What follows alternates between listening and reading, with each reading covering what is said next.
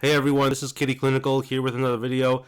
I wanted to touch base. I know I've made like 2 videos on this already about BRUEs, but I wanted to briefly focus in on the difference between a BRUE or Brief Resolved Unexplained Event and an ALTE, which is an apparent life-threatening event.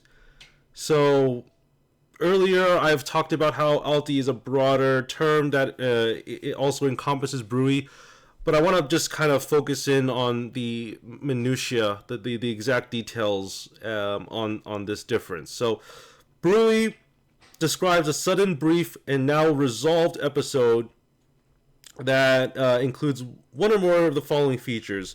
So, cyanosis or pallor, absent, decreased, or irregular breathing, marked change in tone, hyper or hypotonia, or altered level of responsiveness. Whereas an ALTE, like I said before, is a broader term that not only includes BRUEs, but also maybe prolonged events, those that might be explained by an underlying disorder. And this is probably not just like, they might not necessarily be brief and resolved. They might be, maybe a little bit more serious than just a BRUE. So term BRUE should be used instead of ALTE whenever possible, such as when episodes are brief, resolved, and unexplained, obviously.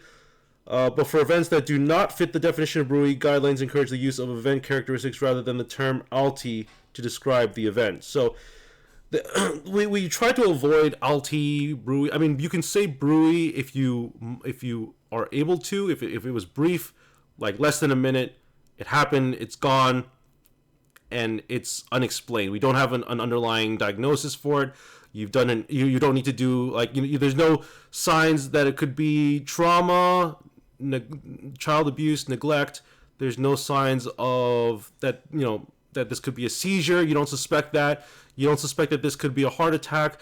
There's just nothing there. You brought them into the emergency room. The whole studies have all been fine and dandy. So there's not a whole lot there, but you should. Their recommendation is to avoid ALTE if you can. But BRUE, definitely something that you can use for sure.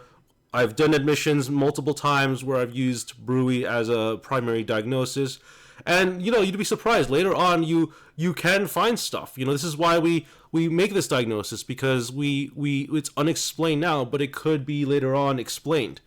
So it is very interesting, and in pediatrics, not something that I specialize in. I'm family medicine trained, like I said before, but I do enjoy talking about all parts of family medicine, including the pediatric portion.